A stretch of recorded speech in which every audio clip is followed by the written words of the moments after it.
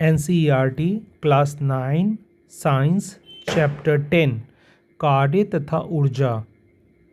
Chapter का name है work power and energy, कार्य तथा ऊर्जा।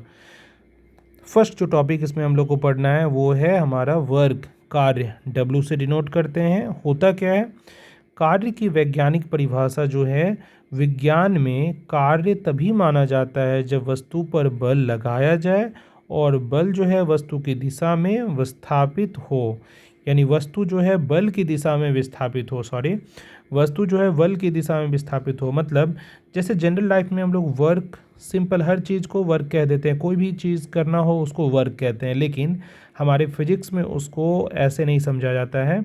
फिजिक्स में हम लोग को कार्य तभी समझा जाएगा जब कहीं पे भी फोर्स लगे, यानी फोर्स का आना अनिवार्य है, और इसके साथ साथ डिस्प्लेसमेंट यानी दूरी, डिस्टेंस जिसको बोलते हैं ना, एस, डिस्प्लेसमेंट डिस्टेंस जो भी है वो होना चाहिए। दोनों चीज़ होगा तभी जाके वो वर्क माना जाएगा, यानी W = F × S माना जाता है। अगर इन दोनों में एक नहीं होगा तो वर्क नहीं होगा। यानी आप जिस पे फोर्स लगा रहे हैं, अगर मान लीजिए कोई चीज़ है, कोई सामान रखा हुआ है और आप इस पे फोर्स लगा रहे हैं और ये नहीं खिसक रहा है, इसका मतलब आप वर्क नहीं लगा रहे हैं, वर्क नहीं किए हैं। यानी जब भी कोई चीज़ का डिस्प्लेसमेंट नहीं होता है तो वर्क उसमें नहीं माना जाएगा, चाहे आप कितना भी फोर्स उस पर लगा दिए, लेकिन फिजिक्स कहता है कि वो वर्क नहीं हुआ है। एक चीज़ और ध्यान देने की बात है कि वस्तु जो है बल की दिशा में ही विस्थापित होता है तब वो माना जाएगा वर्क। नौ, गणितीय सूत्र जो है इसका, मैथमेटिकल फार्मूला अभी जस्ट बता रहे थे कि वर्क जो होगा F × S, यानी फोर्स इंटू डिस्प्लेसमेंट, उस दोनों के मल्टीप्लाई के बराबर होगा। W जो है किया गया वर्क है, F जो है बल है, और S जो है बल की दिशा में विस्थापन है। कार्य का मात्रक, कार्य क्या है, कार्य जो है, कार्य का मात्रक है जूल। कार्य का मात्रक ऐसा ही मात्रक है हमारा जूल। एक जूल क्या होगा, तो एक जूल वह कार्य होती है जो किसी वस्तु पर 1 न्यूटन का बल लगाने पर उसे बल की दिशा में 1 मीटर विस्थापित कर देती है। यानी 1 जूल क्या है, 1 जूल वह कार्य है जो किसी वस्तु पर 1 न्यूटन का बल लगाने पर उस बल की दिशा में 1 मीटर जो है विस्थापित कर देती है। यानी W के जगह पे अगर 1 जूल आप लिख लें तो W = क्या लिखते थे, F × S। तो 1 न्यूटन जो है बल लगाकर अगर 1 मीटर का डिफरेंस कर दें, 1 मीटर की दूरी में विस्थापित कर दें, तो उसी को 1 जूल कहते हैं। ये डिफिनेशन है इसका, यही यहाँ पे लिखा हुआ है। 1 जूल = 1 न्यूटन × 1 मीटर। अब है कार्य के प्रकार। फोर्थ जो टॉपिक है वो है कार्य के प्रकार। तो 3 तरह के कार्य जो होते हैं, एक होता है धनात्मक, एक होता है ऋणात्मक, एक होता है शून्य कार्य। तो धनात्मक कार्य क्या है, जब बल जो है विस्थापन की दिशा में लगता है। F जो है, अगर मान लीजिए आप इधर लगा रहे हैं और विस्थापन भी इधर ही हो रहा है, तब इसको पॉजिटिव वर्क बोलेंगे। ठीक है, कि धनात्मक कार्य वह कार्य है जब बल जो है विस्थापन की दिशा में ही लगता है। यानी W यहाँ पे हम पॉजिटिव मानेंगे। W जो है वो पॉजिटिव माना जाएगा कब, जब F और S का सेम दिशा हो। इसका जस्ट अपोजिट क्या है कि ऋणात्मक कार्य किसको बोलते हैं, ऋणात्मक कार्य क्या होगा, जब बल जो है विस्थापन के विपरीत दिशा में लगता है। W तब नेगेटिव हो जाएगा। जैसे W वहाँ नेगेटिव माना जाएगा जब आपका फोर्स मान लीजिए इधर जा रहा है और डिस्प्लेसमेंट इधर जा रहा है। यानी डिस्प्लेसमेंट कुछ उल्टा डायरेक्शन में हो रहा है और फोर्स उल्टा डायरेक्शन में लग रहा है। ये हमेशा ब्रेक के केस में अप्लाई होता है। ब्रेक जब भी लगता है तो इसी केस का अप्लाई होता है। घर्षण बल द्वारा किया गया कार्य जो है, अभी एग्जाम्पल में भी लिखा है कि घर्षण बल द्वारा किया गया कार्य क्या होता है, वो ऋणात्मक कार्य होता है। यानी वहाँ पे वर्क हम लोग नेगेटिव मानेंगे। अब है शून्य कार्य, जब विस्थापन शून्य हो। इससे पहले ही जस्ट बताए थे कि जब W हम लिखते हैं F × S और S अगर आपका 0 हो जाए, यानी विस्थापन ना के बराबर हो, या बल और विस्थापन एक दूसरे के लंबवत हो। इसका एक और एग्जाम्पल बहुत इम्पोर्टेंट है कि या तो S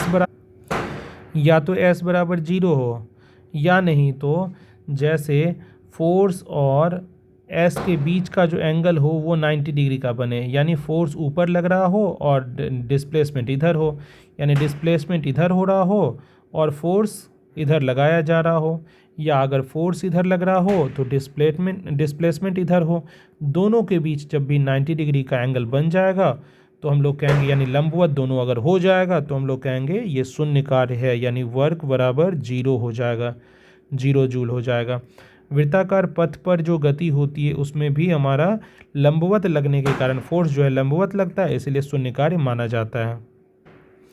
अब नेक्स्ट जो हमारा टॉपिक है वो है ऊर्जा, एनर्जी। ई से डिनोट करते हैं। ऊर्जा का परिभाषा क्या है?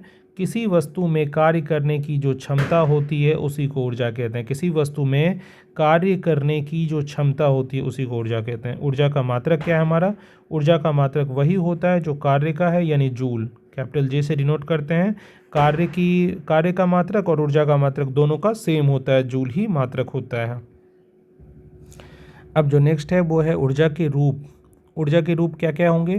तो एक होगा यांत्रिक ऊर्जा, मैकेनिकल एनर्जी। मैकेनिकल एनर्जी दो प्रकार की होती है, उसमें एक होता है गतिज ऊर्जा, काइनेटिक एनर्जी, और दूसरा होता है हमारा स्थितिज ऊर्जा यानी पोटेंशियल एनर्जी। तो आते हैं पहले गतिज ऊर्जा यानी काइनेटिक एनर्जी पे। वस्तु में उसकी गति के कारण, जैसा कि नाम से ये स्पष्ट है, गतिज ऊर्जा, गति प्लस जौ, गति के कारण जिसका जन्म हो, जौ मीन्स जन्म, तो गति के कारण यानी मोशन के कारण ही जिसका जन्म हो उसी को बोलते हैं गतिज ऊर्जा, काइनेटिक एनर्जी। वस्तु में उसकी गति के कारण निहित ऊर्जा जो आती है उसी को कहते हैं काइनेटिक एनर्जी। इसका फॉर्मूला क्या है?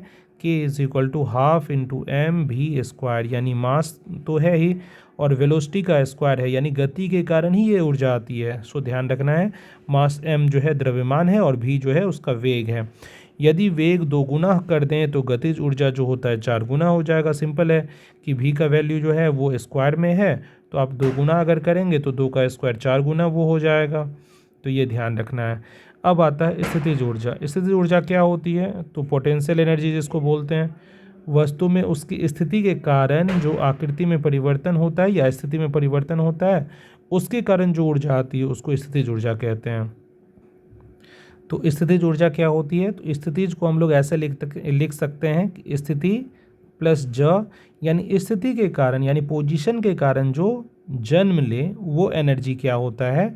पोटेंशियल एनर्जी होता है। यानी वस्तु में उसकी स्थिति के कारण, आकृति में परिवर्तन के कारण जो निहित होती है ऊर्जा उसी को पोटेंशियल एनर्जी कहते हैं। अब ये गुरुत्वीय स्थितिज ऊर्जा क्या होती है? तो पृथ्वी की सतह से अगर ऊपर कोई चीज़ को उठाते हैं तो उसके कारण, यहाँ भी देखिए, अगर कोई चीज़ यहाँ ए पे है और उसको मान लीजिए 3rd फ्लोर पे लेके बी पे चले गए, तो यहाँ पे जो ये पहुँचा तो इसमें स्थिति का डिफरेंस हो गया, यानी पोजीशन कुछ ऊपर लेके चले गए, हाइट बढ़ा दिए हैं, तो स्थिति बदला तो इसमें एनर्जी आ गई और इसी को गुरुत्वीय स्थितिज ऊर्जा कहते हैं। यानी इसका जो फॉर्मूला होता है, अगर हम पोटेंशियल एनर्जी का फॉर्मूला बोलें तो ये होता है P=mgh। ये जो h है ना, ये हाइट ही है, जो अभी हम a को b के पास लेके गए थे, मतलब ऊपर लेके चले गए थे कुछ हाइट पे। m जो है वो आपका मास है, g आपको पता ही है एक्सेलरेशन ड्यू टू ग्रेविटी है, जिसका 9.8 मीटर पर सेकेंड स्क्वायर होता है वैल्यू। तो ये हमारा P=mgh, जहाँ h ऊंचाई है, ये हमारी स्थितिज ऊर्जा हो गई। अब जो नेक्स्ट हमारा है वो अन्य रूप। उसमें ऊर्जा भी होती है ऊर्जा के अनुरूप, रासायनिक ऊर्जा भी होता है, विद्युत ऊर्जा भी होता है और प्रकाश ऊर्जा भी होता है। ये सब आदि एग्जाम्पल बहुत सारे हैं। नौ, अब ऊर्जा संरक्षण का नियम। नेक्स्ट हमारा जो टॉपिक है ऊर्जा संरक्षण का नियम, यानी law of conservation of energy. Law of conservation of energy नियम क्या है हमारा? ऊर्जा का न तो उत्पन्न किया जा सकता है और ना ही नष्ट किया जा सकता है, इसे केवल एक रूप से दूसरे रूप में रूपांतरित यानी ट्रांसफॉर्म किया जा सकता है। यानी energy can neither be created not be destroyed, it can only be transferred from one form to another. यानी ऊर्जा न तो उत्पन्न कर सकते हैं न ही आप नष्ट कर सकते हैं, इसे केवल आप क्या कर सकते हैं? एक रूप से दूसरे रूप में बदल सकते हैं। ठीक है, इसी को कहते हैं ऊर्जा का संरक्षण का नियम। निष्कर्ष क्या है? रूपांतरण से पहले और रूपांतरण के बाद जो है कुल ऊर्जा आपकी वो सदैव संरक्षित होगी। यानी ऊर्जा जो है, जैसे आप मान लीजिए कोई चीज़, जैसे मान लीजिए आप कोई कैंडल जलाते हैं, कैंडल जलाए, उससे जो कैंडल में जो ऊर्जा थी वो लाइट के रूप में और हीट के रूप में वो एनर्जी निकल रही है उससे। तो इसको आप जो जला रहे हैं इसकी एनर्जी अब लाइट और हीट में वो कन्वर्ट हो गई, मतलब ये ख़त्म नहीं हुआ, एक रूप से दूसरे रूप में परिवर्तित हो गया है। उदाहरण क्या है, जब किसी वस्तु को ऊपर से गिराया जाता है तो आप देख सकते हैं कि गिरते समय क्या होगा, स्थितिज ऊर्जा गतिज ऊर्जा में रूपांतरित हो जाती है। जब आप उसको ऊपर ले गए थे तभी स्थितिज ऊर्जा जो है बहुत ज़्यादा जमा हो गई थी। मान लीजिए ये नीचे ग्राउंड लेवल पे है, जैसे मान लीजिए ग्राउंड लेवल पे कोई चीज़ है, ग्राउंड लेवल पे पहले कोई चीज़ है, तो ग्राउंड पे है। अब यहाँ पे इसको हम ऊपर ले जाके मान लीजिए थर्ड फ्लोर या फोर्थ फ्लोर पे रख दिए हैं, तो अभी इसमें पोटेंशियल एनर्जी mgh वाला जो है वो बहुत ज़्यादा वैल्यू हो गया। स्थितिज ऊर्जा जो है अब बहुत ज़्यादा उसकी वैल्यू हो गई है।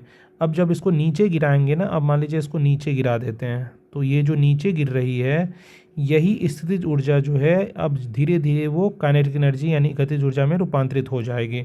और रास्ते के किसी भी बिंदु पे आप अगर देखेंगे तो स्थितिज ऊर्जा और गतिज ऊर्जा का योग हमेशा स्थिर रहेगा। ऐसा क्यों लिखा जा रहा है, क्योंकि मैकेनिकल एनर्जी जो होता है ना वो P प्लस K होता है, potential energy plus kinetic energy. तो P धीरे धीरे घटते रहेगा और K धीरे धीरे बढ़ते रहेगा। अब देखिए यहाँ पे P मैक्सिमम हो गया था और नीचे आके K मैक्सिमम हो जाता है, K यहाँ मैक्सिमम होगा और P जीरो हो जाएगा। ऊपर में क्या था, P मैक्सिमम था और K जीरो था, ठीक है। तो इसी तरह ट्रांसफ़र होते रहता है, कभी K बढ़ेगा कभी K बढ़ेगा कभी P बढ़ेगा, लेकिन दोनों का जोड़ करेंगे तो मैकेनिकल एनर्जी हमेशा फिक्स ही होगा। इसीलिए लाइन लिखा हुआ है कि रास्ते के किसी भी बिंदु पर स्थितिज ऊर्जा जो होती है गतिज ऊर्जा जो होती है दोनों का योग करेंगे यानी मैकेनिकल एनर्जी हमेशा फिक्स रहेगी, कांस्टेंट होगी, ठीक है। अब है हमारा नेक्स्ट टॉपिक शक्ति, पावर, कैपिटल P से डिनोट करते हैं। शक्ति की परिभाषा क्या है, कार्य करने की दर, मतलब रेट जिससे डूइंग वर्क होगा, मतलब किस रेट में वर्क हो रहा है उसी को शक्ति कहते हैं। जिस रेट से वर्क होता है उसी को शक्ति कहते हैं। यह बताती है कि कार्य कितनी तेज़ी से किया जा रहा है या कितनी स्लो से हो रहा है। गणितीय सूत्र क्या है इसकी, तो P जो होता है यानी पावर जो होता है वो वेट वर्क डिवाइडेड बाय टाइम है, वर्क पर यूनिट टाइम। ऊपर वर्क लिखते हैं नीचे टाइम लिखते हैं, वर्क पर यूनिट टाइम, किस रेट से वर्क हो रहा है इसी को शक्ति कहते हैं। यानी पावर का फॉर्मूला W/T यानी वर्क पर यूनिट टाइम होता है ना। इसके बाद जो टॉपिक है शक्ति का मात्रक, SI मात्रक क्या होगा, तो वाट होगा, W। ये जो बल्ब में या कहीं फ़ैन में या इलेक्ट्रिसिटी के बहुत सारे इक्विपमेंट में W लिखा रहता है वाट, वो बेसिकली शक्ति का ही मात्रक है।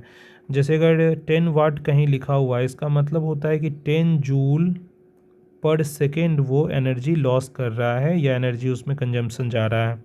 अब 1 वाट का मतलब क्या है, यही जस्ट बता रहे थे कि यदि 1 जूल कार्य प्रति सेकेंड किया जाता है तो उसी को 1 वाट कहते हैं, उसी को तो शक्ति 1 वाट होगी। अब ऊर्जा का व्यावसायिक मात्रक यानी कॉमर्शियल यूनिट ऑफ एनर्जी, ये क्या होता है, किलो वाट घंटा। यानी जब भी मीटर में जो रीडिंग होता है वो क्या चीज़ का रीडिंग होता है, kWh। ये kWh क्या है, किलो वाट आवर, इसी का रीडिंग होता है। विद्युत ऊर्जा मापने की व्यावसायिक इकाई है, इसी को 1 यूनिट, यानी कहीं लिखा रहता है कि 1 यूनिट जो एनर्जी कंजम्पशन है वो बेसिकली 1 kWh है, 1 kWh। अब 1 kWh का वैल्यू कितना होगा, ये 3.6 इंटू 10⁻6 जूल होती है। यही एक इकाई यूनिट बिजली के बराबर होती है। यानी एक यूनिट कोई बोल रहा है कि खर्च हो रहा है इलेक्ट्रिसिटी में, तो हम कह सकते हैं कि ये हमारा जो है दिया हुआ मतलब 3.6 इंटू 10⁻6 जूल इतना पर सेकेंड वो खर्च हो रहा है।